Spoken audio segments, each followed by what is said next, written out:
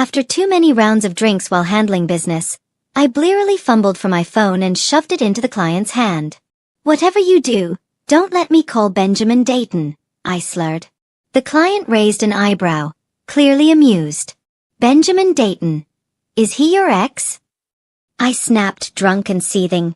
"Ex? That coward doesn't even have the balls to admit what he did. He's a goddamn bastard, that's what he is." Welcome to History channel. Subscribe to follow all our latest adventures. Story begins. When I woke the next morning, my head was pounding, and my hair was a mess. I rubbed my temples as I stared blankly at the message from the client's boss on my phone. The deal, one I hadn't expected to go through at all, was finalized. Still dazed, I rushed to shower and change, then hurried to the restaurant we had arranged to meet at. What caught me off guard was Tommy Baker. He had been nonchalant toward me the day before, but now he was waiting by the door, greeting me with surprising warmth. I was flattered, almost unnerved. After some polite small talk, he looked at me thoughtfully before speaking. "Cecilia," he said carefully, "I have a major client who's interested in meeting you.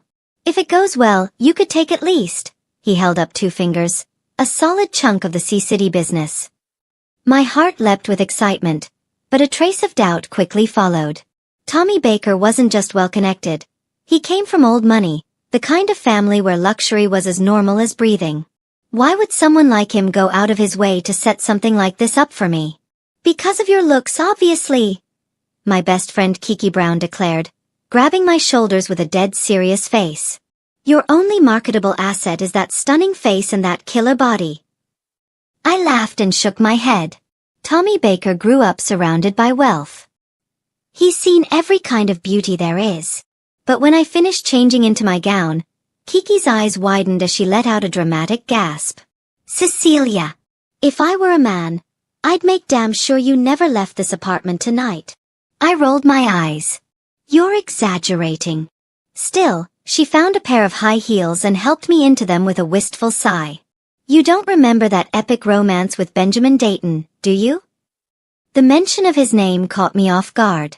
I froze for a second, my voice softening. "Don't be ridiculous. There was never anything between us." On the way to the hotel, I sat quietly, watching the lights of the city blur past the car window. It had been nearly 7 years since Benjamin Dayton and I parted ways. Even Kiki, who had seen everything I'd been through, assumed I'd long since moved on. I lifted a hand to shield my stinging eyes, the corner of my lips twitching into a faint smile. If only I had moved on. If I had, I wouldn't still be too afraid to drink even a little too much after all these years. By the time I stepped out of the car, my emotions were tucked neatly behind a polished smile. Tommy was already there, waiting. He offered me his arm with charming grace, and I accepted it, straightening my posture as I took it. Whether this was a golden opportunity or a trap, I had to be here. My company had only been up and running for a few years, and we had just locked in our core services. The moment we showed promise, the vultures descended. Several of C-City's biggest conglomerates had already muscled their way in. We were teetering on the edge. I couldn't afford to miss any chance at survival. Inside the banquet hall, the crowd glowed with polite smiles. I held my wine glass tightly, as if it were the last chip I had left in a high-stakes game. But Tommy didn't introduce me to the mysterious client. Instead, he stood chatting and laughing with a few young men who reeked of trouble, rich boys with too much time and not enough tact. As they clinked glasses, their gazes swept over me, amused, calculating. It made my skin crawl. I frowned and slipped my arm out of Tommy's, mumbling something about the restroom, then quietly moved toward a corner to escape the scrutiny. That was when the room began to shift. The old red carpet at the entrance was rolled up and replaced with a brand new one. Most of the half-eaten buffet dishes were whisked away, substituted with fresh platters of fruit. Waiters were tossing expensive champagne straight into trash bins, replacing them with an array of rare and exquisite teas. Even the wine glass in my hand was suddenly confiscated. The server's voice was stiff, almost nervous. "Ma'am, I'm sorry, but no alcohol is allowed in the hall from this moment on." I blinked. Who was arriving that could make a whole banquet hall break out in such frantic, fearful precision? Whoever it was. They were clearly someone who made everyone else fall silent. After the chaos, the banquet hall settled into an eerie calm. But I could feel it. Beneath the polished surfaces and polite chatter, tension was simmering. Smiles were plastered on faces, glasses clinked, pleasantries exchanged, but nearly every eye was fixed on the tightly shut main doors. Finally, they opened with a dramatic bang. No, it wasn't the grand entrance of a prince draped in ceremonial robes as I half expected. Just another group of young elites. 2 in sleek black suits leading the way, and a third, trailing behind in a tailored trench coat, flanked by the hotel's general manager and director. But this one, there was something different about him. He looked sharper, more poised than the others. His features were almost distractingly handsome, refined in a way the others couldn't fake. A swarm of people surged forward, offering tea instead of wine like sycophantic fans meeting their idol. They approached with caution, careful not to block his path or step too close. I lost sight of them through the crowd and was already losing interest when a hand suddenly gripped my wrist and yanked me forward. "You said you knew Mr. Dayton, right? Go say hello." I barely had time to react. Stumbling forward in surprise, I nearly crashed to my knees, saved only by a quick-handed stranger who caught my elbow just in time. The entire room went silent. Dozens of eyes stabbed into me like needles. Clutching the side of my dress where the zipper had given out, I raised my head and locked eyes with him. Those cool, familiar eyes. Everything stopped. Time, sound, thought. All the imagined versions of our reunion over the years. None of them came close to this. Panicking, I dropped my gaze, afraid of what I'd see on his face. Mockery?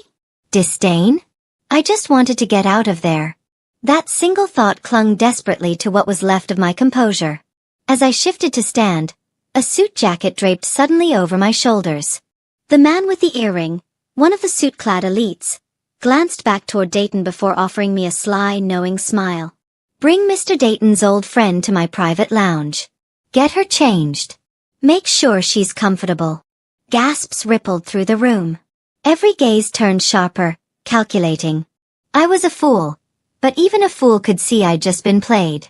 Yet my mind had no room to trace back who orchestrated it. I was consumed by one single, paralyzing realization. I broke the promise. Back when Benjamin Dayton and I parted ways, it hadn't been graceful. It was brutal, bitter.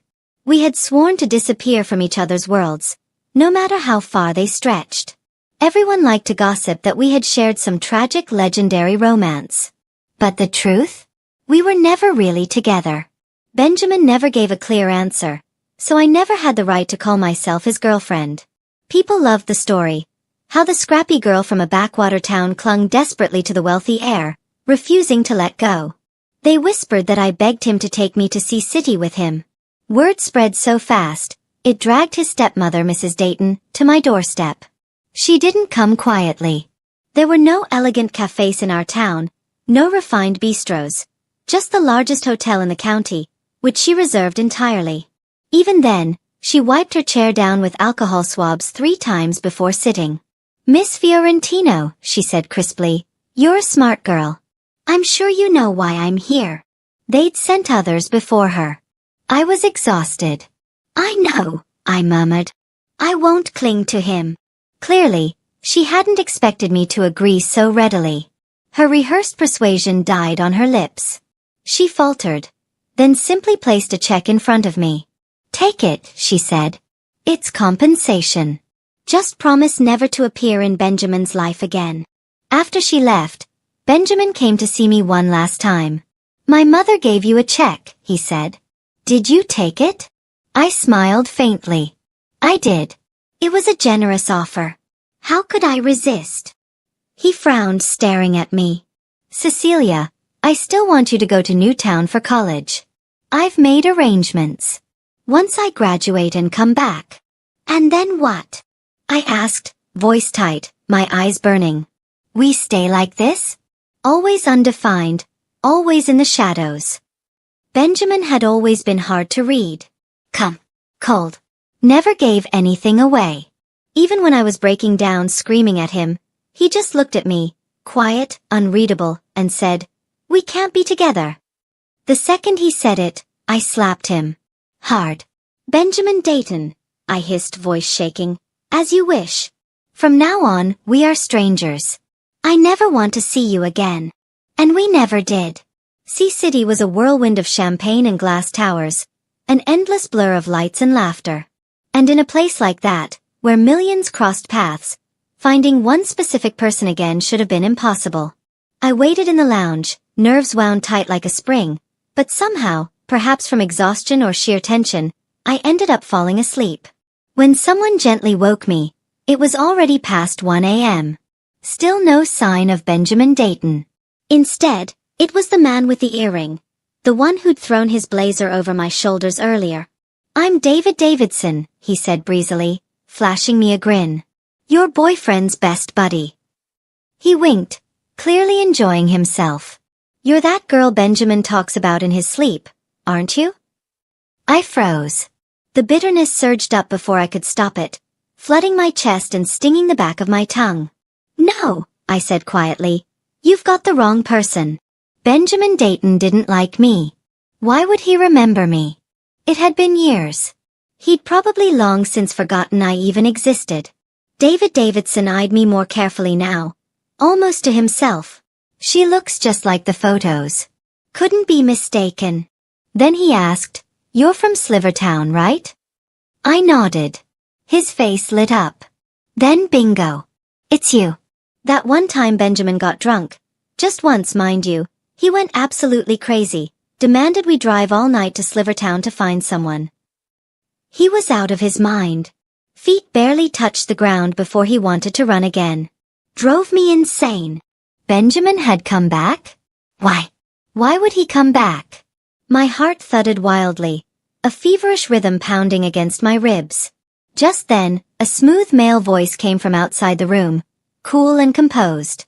"Mr. Davidson. Our gentleman says you're being loud." David scoffed.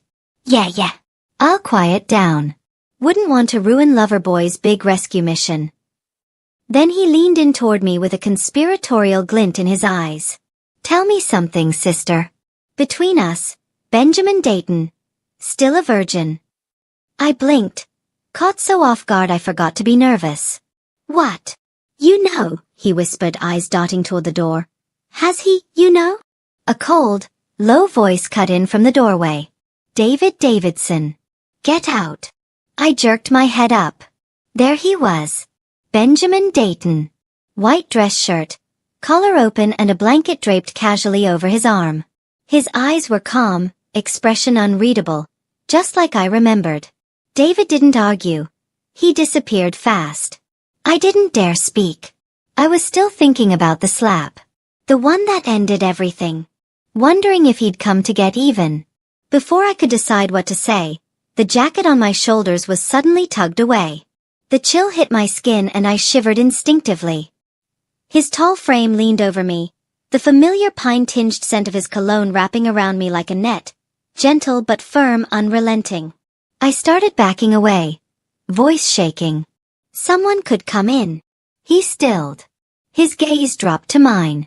"Is covering someone with a blanket considered indecent now?" he asked, voice as cold and detached as always. Benjamin Dayton had always been this way. From boy to man, he never changed. Cold, emotionless, almost absurdly oblivious to matters of the heart. We met in my hometown, a small southern county far removed from the rest of the world. It was 2012, and the wave of a new era had only just touched our forgotten town. Everyone was still humming Gangnam Style, and speculating about the Mayan calendar and the end of the world. And then he showed up. A quiet boy in white Nikes, as unfamiliar and dazzling as the first snowfall in a colorless world. Benjamin Dayton was born beautiful. His skin pale, eyelids and lips thin, eyes pitch black and expressionless. It felt like even if the world really ended, he wouldn't so much as blink. The boys thought he was faking it. The girls thought he was goddamn perfect. Within days, he dethroned every pop star pinned to the classroom walls and become the school's undisputed campus crush. Everyone wanted to get close to him. Everyone, Except me. I lived with my grandmother. My parents were divorced, and both tried to make up for their absence with money. No one cared what I did, and I had cash to burn. That combination tends to produce a particular kind of kid, the kind who fights like they've got nothing to lose. I was wild, ruthless, and by the time I was 17, I'd clawed my way to the top of our gang of street punks. Ask anyone at 13th High who the school's biggest name was. Some might say Benjamin Dayton. Me. I'd tell them to go back and do their homework. Start by learning the name Cecilia Fiorentino. Fake arrogance and the real thing met one afternoon on the school rooftop. The fake kind had a cigarette dangling from his lips. The real kind had a book in her hands. We locked eyes. I recognized him instantly. Our school's golden boy, the so-called untouchable god of 13th High. I spread out my jacket on the concrete. Threw my book on top to use as a pillow. Don't get the wrong idea, I muttered, kicking off my shoes. I'm not here to be a good student. I just want a nap. Carry on. I shut my eyes, tried to sleep, but couldn't resist opening them again. Got another one of those? I asked, gesturing at the cigarette. I'll pay. The boy leaning against the railing glanced down at me, jaw shifting slightly with a quiet creak. No expression. No reply. I frowned. You mute or something? Still nothing. He stepped past me like I wasn't even there. Refusing a toast and asking for punishment. Huh? Grinding my molars, I was just about to let him have it when something small fell from above and landed on my jacket. A lollipop. I picked it up, confused. When I looked up again, he was gone. I clicked my tongue and shook my head. Shouldn't have stayed up all night reading. Clearly I'd ruined my eyes. Now I was hallucinating. I shoved the candy into my pocket and forgot all about it. Later that night, I slipped out to a nearby internet cafe. On my way, I passed the alley where most of the local gang kids hung out, and found a scene already underway. Someone was getting jumped. I had no intention of getting involved. I was going to walk away, until I saw a flash of white fabric in the scuffle. It was that same boy. Benjamin Dayton. Expression like ice, surrounded by jeering punks, the contents of his bag scattered on the ground. A lollipop rolled into a gutter. He bent down to retrieve it, just as someone kicked him hard and sent him tumbling halfway into the sewer. Wasting food? Unforgivable. What the hell are you losers yelling about in the middle of the night? I snapped, stepping into the alley and pushing my way in front of Benjamin. Purple hair, I said coolly. You still owe me money, don't you? What's this, trying to rob the guy who owes me? Purple hair chuckled nervously. Come on, Cecilia. I wouldn't dare. Everyone knows you hate this kind of crap. I'll pay you back right now. I jerked my chin. Then get lost. They scattered instantly. I picked up his bag and handed it back to him, slipping a few coins into his palm. For the lollipop. With everything handled, I turned to leave. Then I heard his voice behind me. Quiet, almost flat. Are they really that afraid of you? I raised an eyebrow, letting a crooked grin stretch across my lips. The kind I thought made me look cool and untouchable. You can ask around. Everyone in 13th High knows Cecilia Fiorentino. On the streets, I'm a legend. Benjamin looked at me, his gaze crystal clear. Then he pulled a few bills from between the pages of his book. Can you handle more of this kind of trouble for me? $300 a day. I scoffed. You really think Cecilia's lacking for money? 500. I snatched the cash out of his hand, flashing a charming bootlicking grin. Deal. In Slivertown, you're number one, I'm number two. I thought taking Benjamin Dayton's money would be easy. Turns out, the hardest part wasn't the gangsters. It was his fan club. Girls who practically worshipped the ground he walked on. You couldn't insult them, couldn't hit them. The worst of the lot? The principal's daughter from the next class over. She was obsessed. Shoved love letters into his desk like clockwork. Threatened me daily to stay away from him, or else. As if I needed to look any better. Already cute as hell, thanks. So I asked Benjamin, what do you want me to do about this? He blinked. Do I need to remind you why I'm paying you? To solve problems, not hand them back to me. I didn't know what a capitalist pig was back then, but that day I got a pretty good idea. Out of options, I went to the principal. Took me all of 2 sentences before he blew up on his daughter and kept her grounded for 2 days straight. But only 2. When she finally came back to school, she didn't go looking for Benjamin. She came looking for me. With backup. Cecilia Fiorentino! She shrieked, face flushed with fury. What did you say to my dad? I had to kneel all night. I spit out the blade of grass I'd been chewing on, unzipped my coat, tossed my uniform shirt and backpack to the side. You wanna fight? I said flatly. Then shut up and swing.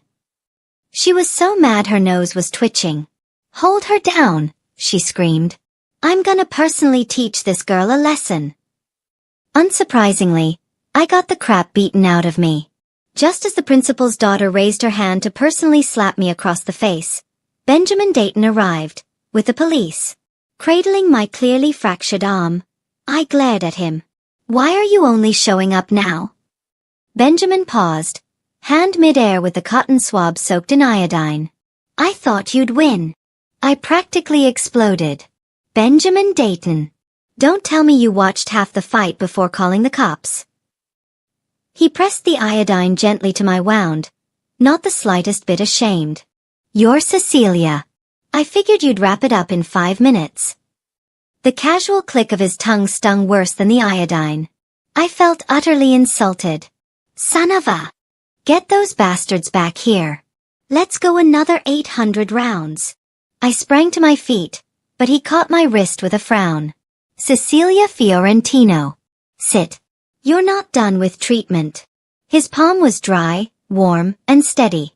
The moment it touched my skin, it felt like a spark shot through me, hot enough to burn. I yanked my hand back, scratched my head awkwardly, and after a loop around the bench, I sat down again. Desperate for something to say, I muttered, go easy. It kind of hurts. Benjamin's brows drew together slightly. Hurts a lot. He leaned in, and his clear, defined features filled my entire field of vision.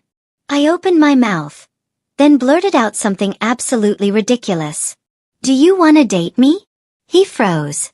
Then looked down, voice steady and flat. No. Okay. I looked him dead in the eye. Then I'll ask again next time. He pressed his lips into a thin line and decided to change the subject. What did you say to the principal, anyway?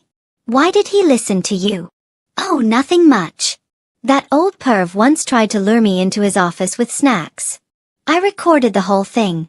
Ever since, he's never dared to get within 10 feet of a girl. I let out a small snort. Guy still pees himself when he sees me. A sharp stab of pain bloomed in my cheek. The cotton ball had been slammed against my injury. I yelped like a kicked dog. Next time something's too much to handle, just tell me, Benjamin said, dead serious. Don't go making decisions on your own. Tears welled in my eyes as I stared at him. Didn't you say I was here to solve problems, not report them? His fingers froze, throat shifting in a silent swallow. Sorry. I was kept overnight for observation. The principal came to the hospital, daughter in tow, to offer a formal apology and promised to cover all my medical bills. Benjamin, on the other hand, disappeared. For 3 whole days. When he finally came back, he brought news. The principal had been fired. I reported him a dozen times and nothing ever happened. Benjamin Dayton, you're amazing. I grabbed his wrist in excitement. Instantly, his face paled, and a muffled groan escaped his throat. What's wrong? Frowning, I rolled up his sleeve, and saw the huge blotch of purple bruising. Who did this to you? I yanked out my 4 and jumped off the bed. Was it those gang idiots? I'll tear them apart. It wasn't them. Benjamin caught my hand and gently pressed it back over the needle site. My dad did it. He's in C City. You can't tear him apart. I had nothing to say to that. Didn't even dare to ask further. There'd long been rumors. Benjamin Dayton was the illegitimate son of some C City bigshot. Once the wife found out, he was exiled here like a disgrace. Looking at him now, something in my chest twisted. His body was covered in marks, some of them clearly from a whip. When my grandma helped him put on ointment, she nearly burst into tears. She had a soft spot for kids, couldn't stand to see them hurt. While she applied the red flower oil to his back, she sniffled like she was treating her own grandson. Even Benjamin, cold as stone, looked a little softened by it all. His voice was thick as he mumbled, "I'm okay, Grandma. It doesn't hurt." She wiped her tears, held his hand gently, and said, "Child, you're far too skinny. From now on, you come eat at Grandma's house. Your father may not care about you, but I do." Benjamin didn't say a word, but his eyes turned red. For 2 whole years, Benjamin Dayton ate dinner at my house.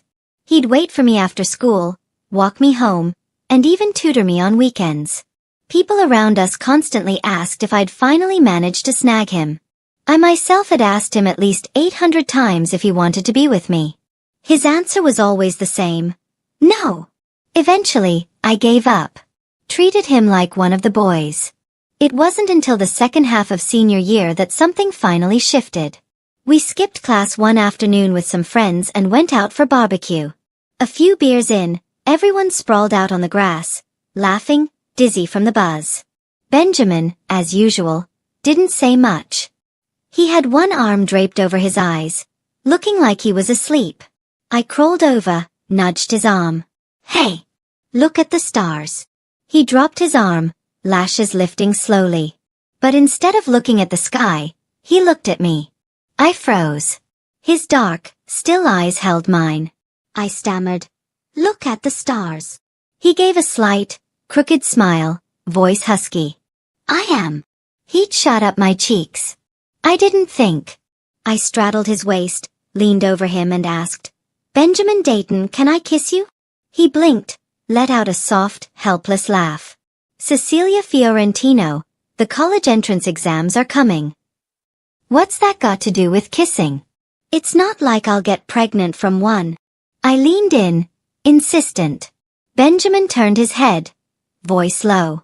"I killed my mom and my grandparents. If you stay near me, you'll be cussed too." "Well, that's awkward," I replied, tilting his face back toward me. "The old fortune teller on West Street says I have ridiculously good luck. Something about making $100 million. Sounds exhausting, doesn't it? I could use someone like you to balance me out." Then I kissed him, and passed out snoring in his arms the very next second. The next day, it was one of our friends who showed me the video they secretly took. Only then did I realize I had full-on assaulted Benjamin Dayton. Trying to take responsibility, I offered to make it official. He turned me down. Without hesitation. After that, Benjamin began pulling away. He stopped coming to dinner. Stopped waiting for me after school. Treated me like any other stranger. Cold, distant, untouchable. I was pissed. So I gave him the same treatment in return. We didn't speak for 3 months. After graduation, I found out my mom was getting remarried. I wanted to attend the wedding, but she told me she just wanted a quiet life now. No drama. After hanging up, I fell seriously ill. The rainy season was damp, stifling, and in that heavy silence, my life once again became overgrown with mold and moss. Grandma called Benjamin Dayton and had him take me to the hospital. It was pouring. He carried me on his back through the downpour. I woke up in the taxi, disoriented, only to realize it was him who was shaking. "Benjamin," I said weakly, "I'm fine. Don't be scared." I reached for his hand. He clutched mine back so tightly it hurt. "Cecilia, don't die. This is all my fault. I never should have fallen in love with you." It was July. Hot as hell. And yet his hand was ice cold. That's when I knew. He'd fallen for me a long time ago. I wanted to laugh, but I was too weak. All I could manage was a small scratch of his palm with my finger. For the next few days, Benjamin came early, left late. Every day, he brought me a new charm or amulet, from who knows where. He looked exhausted, but he never once lost his patience. Let me touch him, kiss him, tease him however I wanted. I thought it was only natural. We were finally together. But before I even got discharged, he told me he was leaving. He was the eldest son of the Dayton family in Sea City, he said. It was time to go home. What about me? I asked. He stood under the light, lashes casting faint shadows on his cheeks. I'll find the best tutors to help you with college applications, he said softly. With luck, you'll study in Newtown. After graduation, I've arranged for you to work at Dayton Corporation. I'll give you the best. Then what? I cut him off, voice shaking.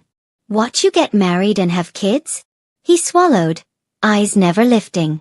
Cecilia. That's all I have to give. I said nothing. Just buried my face in my hands. A koi fish swimming in from the bright, prosperous Sea City was always meant to leap over the Dragon Gate. And me? I was just a shallow pond with still water. How was I ever supposed to hold on to someone like that? After his mother came to see me, again, calm, polite, persuasive, Benjamin left without hesitation. I didn't pretend to be noble. I didn't reject the resources the Datons offered. At Newtown University, I worked myself ragged building a resume. But I never stepped near Dayton Corp. After graduating, I landed a great job. When I got my first paycheck, I had no idea who to tell. So I ran up a pedestrian bridge and sang to the sky like a lunatic. Then came workplace bullying. I quit. Went back home to rest. 6 months later, I took all the money I had and boarded a one-way train to Sea City. I had 2 choices. Climb to the top and have everything, or dive into the ocean and disappear without a trace. And that's what brought me to today. Benjamin Dayton dismissed his driver and insisted on taking me home himself. The car interior was filled with a faint woody incense. Subtle, refined. It smelled exactly like him. I could still feel the heat rising in my cheeks, remembering the stupid things I'd said earlier in the hotel lounge. I wanted to fling open the door and throw myself onto the street to escape the embarrassment. Where do you live? His deep, low voice broke the silence of the car. He handed me his phone. Put it into the GPS. I fumbled with it. Flustered. What's the passcode? Without missing a beat, he replied. Your birthday. My fingers paused. I glanced up at him, startled. But Benjamin just kept driving, eyes on the road, as if my gaze didn't exist at all. I looked back down, heart ticking faster, entered my birth date, and the phone unlocked. I typed in my address and was about to hand the phone back when a notification popped up at the top of the screen. Want to go ring shopping with me sometime? Smiling face with hearts. Lily. The contact name was sweet. Familiar. Intimate. I stared at the message for a beat too long. My brain turned to fog, my limbs icy from head to toe. Wordlessly, I handed the phone back. Of course. Benjamin Dayton hadn't loved me 7 years ago. Naturally, he didn't now. He had a legacy to inherit, a family name to carry forward. Having a fiancé wasn't just normal. It was expected. And me? I was just playing out some delusional drama in my head. Like I was the heroine in some overused romance script. By the time we pulled up to my apartment, I had composed myself. I got out, smiled politely, thanked him, and said goodbye. Not inviting me up? He asked, watching me intently, making no move to leave. No, I replied calmly from the steps. My boyfriend's home. We stood there, facing each other in the soft yellow glow of the street lamp. Benjamin held my gaze for a long time, then finally looked down and chuckled faintly. Then I guess it wouldn't be appropriate. Be happy, Cecilia. Goodbye. He didn't hesitate. Didn't stall. Just turned, got into the car, and drove away. I leaned against the wall, chilled by the night breeze, disheartened. Why did I lie? I didn't know. Maybe to prove something. Maybe to make him think I was doing fine. Maybe to convince myself. But it was pointless. Utterly meaningless. The next morning, I dragged myself out of bed at 6 to make payroll for my employees. At 10, I went to my second job. In the afternoon, I returned to my own company to handle operations. By nightfall, I was a shell. Exhausted, aching, too drained to think about love or anything like it. But the moment the sun went down, all the emotions came crashing back. The bar was loud, music pulsing like a migraine behind my eyes. I swallowed a mouthful of alcohol, bitter on the tongue. "Kiki," I murmured. "If things don't improve soon, I'm thinking of leaving. Starting over somewhere else." My best friend stared at me in shock. "What happened?" "Cecilia, if it's money, just say the word. I have some savings. I can help you out." She reached for her purse, already pulling out her bank card. I stopped her quickly, gave a crooked smile. "No, it's not that." I ran into Benjamin Dayton. I took another swig, my voice going hoarse. "He's getting married." Kiki went still. Words caught in her throat, unsure how to comfort me. "Cecilia, you fought so hard. You're going to throw all that away because of him." I closed my eyes, threading trembling fingers through my hair, gently shaking my head. "Kiki, staying here, I know I'll run into him again someday. And even if I don't, I'll find a way to make it happen. I'm terrified of becoming that kind of person, the kind who secretly hopes his marriage falls apart, who dreams of being better than his wife, of replacing her. It's disgusting, but I can't promise I'll always be above it." Kiki said nothing. She just reached out and took my hand. "Then I'll stay with you," she whispered. "One day you'll forget. Completely." Forget? I didn't know. Benjamin Dayton had stamped himself all over my youth. The mark he left was too deep, too vivid. No matter how hard I tried, I knew I couldn't erase him on my own. At midnight, I was just about to head home when I ran into Tommy Baker, surrounded by his usual pack of sleazy party friends. He didn't see me, and I had no intention of drawing his attention. Benjamin Dayton had already told me everything about the last incident. Tommy thought I was Benjamin's secret lover and had tried to use me to get close to the Dayton family. Unfortunately for him, a woman infatuated with Benjamin overheard the conversation, let jealousy get the better of her, and caused that humiliating scene at the banquet. And the Bakers? They weren't people a woman like me, new to the game, building a company from scratch, could afford to offend. I turned to leave quietly, hoping to disappear before anything escalated. That's when I heard Tommy Baker let out a sneer. "Guess I was the idiot," he said, voice loud and bitter. "Should have never trusted a woman's word. Everyone knows Dayton's little heir isn't just a walking disaster. He got passed around like a toy when he was in exile.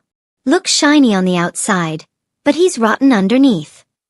Someone next to him desperately tried to hush him, eyes darting nervously. "Tommy, come on. Let's not talk like that. None of us really know what happened." Tommy was drunk and didn't care. His voice rose louder. "Oh please. Everyone knows old man Dayton handled that mess personally. Half the city's heard about it." My feet froze. My head buzzed like a wasp's nest had been kicked open. So that's why the principal of 13th High had been fired so quickly all those years ago. Why his daughter vanished overnight. Back then, Benjamin had still been just a boy. And yet he'd used that kind of method to protect me and those girls. And Tommy wasn't done. "Can't deny it though," he laughed. "Dayton family genes sure look good. If it were me, I'd probably want a taste too." Crash.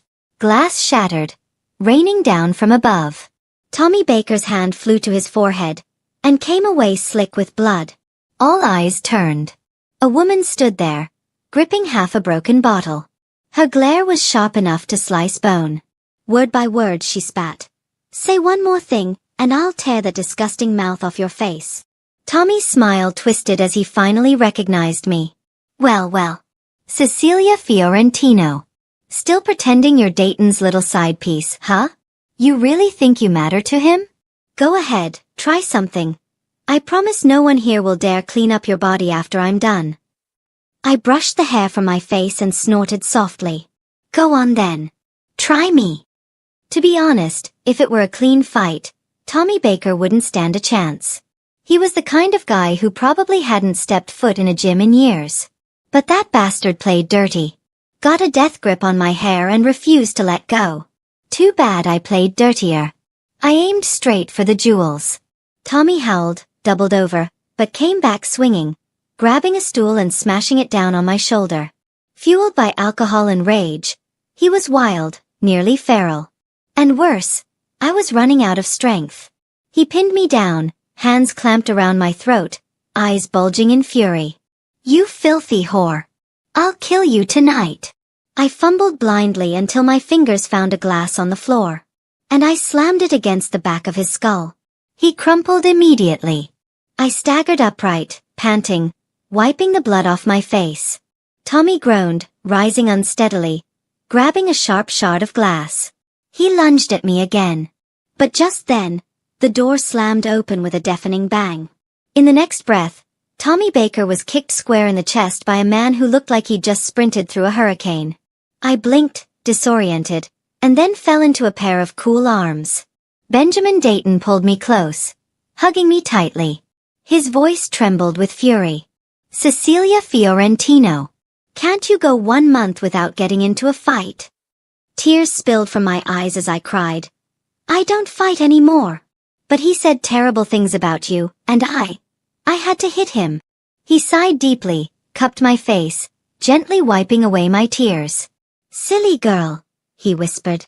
"Next time, if someone says crap about me, just come tell me. Don't go charging in like a damn firecracker, okay?" I sniffled and nodded. But I got less hurt than him. So technically I won. Benjamin gave a helpless chuckle and stroked my head. "Yeah, I know." Then he turned. "David, take her upstairs and get her patched up." David Davidson, grinning like he'd just watched a movie, swooped in and wrapped an arm around mine. "Got it, boss. I'll take good care of your wife. Go do what you gotta do." Benjamin slipped off his suit jacket and draped it over my shoulders. Then he yanked off his tie, wrapping it tightly around his knuckles. He reached up, brushed my cheek one last time, eyes filled with warmth and laughter. "Go on. I'll be right behind you." Every so often, the sound of shattering glass drifted up from downstairs. I tried to listen, to make out what was happening. But David Davidson wouldn't stop interrupting.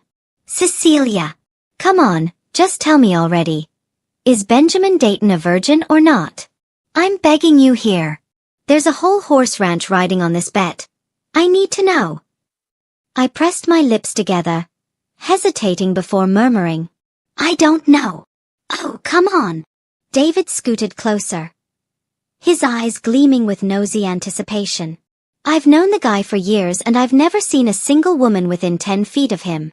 Then he leaned in, wiggling his brows in the most pervy way possible. "So what about you two?"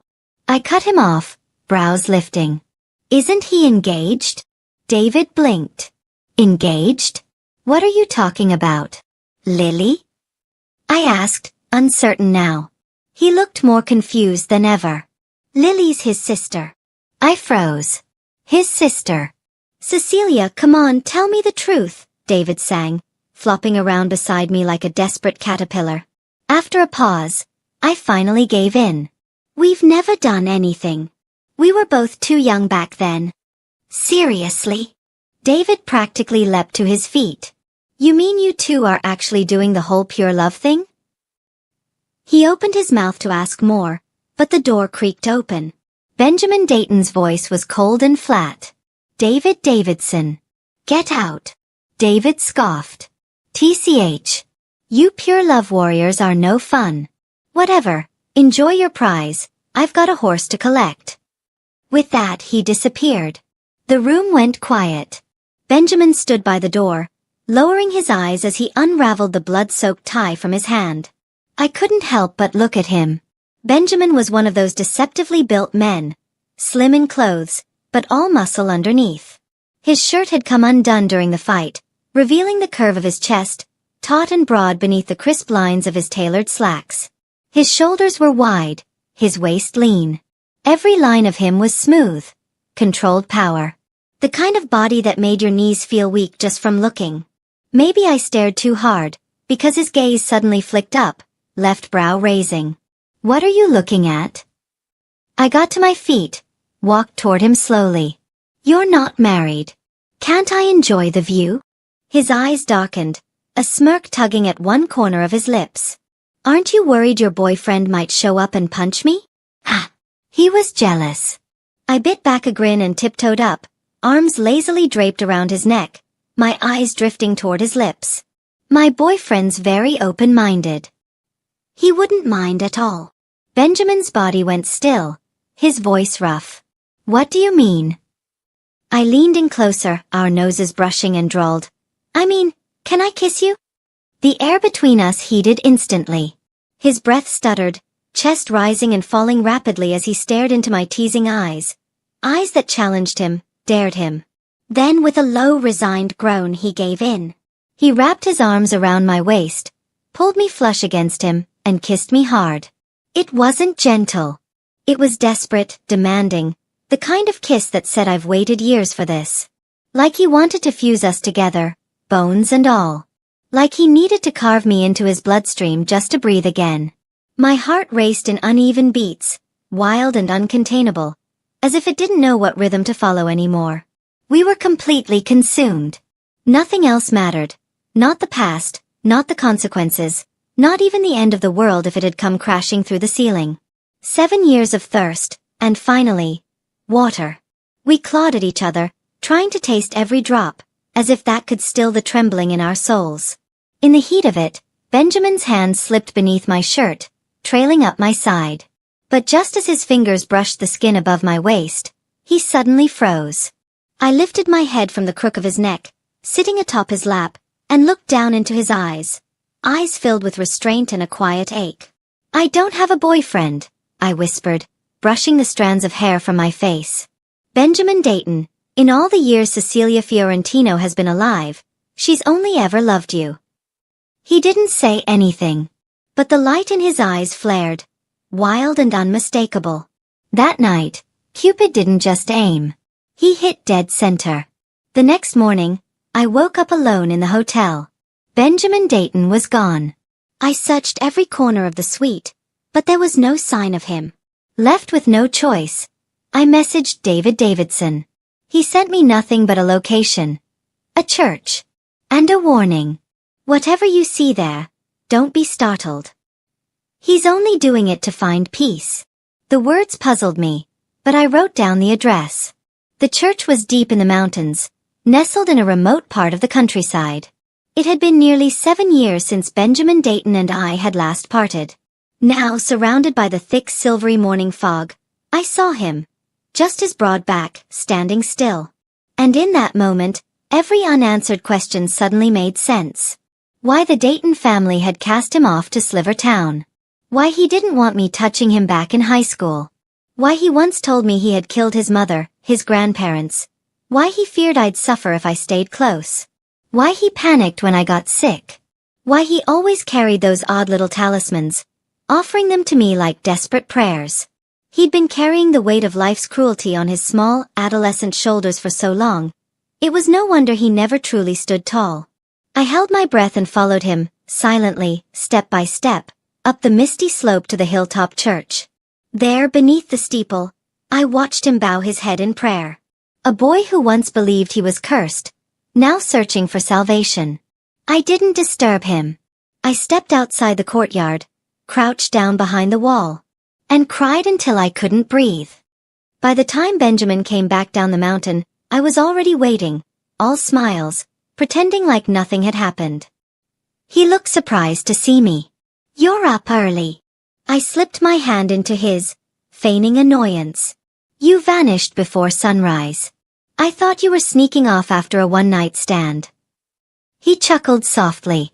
"I heard this church was known for miracles. Thought I'd check it out." Then, as if remembering, he pulled something from his pocket, a thin red string bracelet. "I got this for you," he said, sliding it gently over my wrist. "For protection." I didn't point out the holes in his lie. I just teased, "I don't believe in that stuff. I only believe in you. You'll keep me safe, right?" He reached out to ruffle my hair, his smile soft but tinged with something fragile. "I'm not someone worth trusting, Cecilia. My mother died giving birth to me. My grandparents died in a car crash on their way to buy me ice cream. I've only ever brought people pain. I squeezed his hand tighter. Then maybe it's time you try, I said with a smile, nudging his arm. Try proving you can protect the people you love. He looked at me, confused. Try what? I pointed to my left ring finger, still bare. Doesn't it look a little empty to you? He stared. Swallowed hard, like words were stuck in his throat. Cecilia. What kind of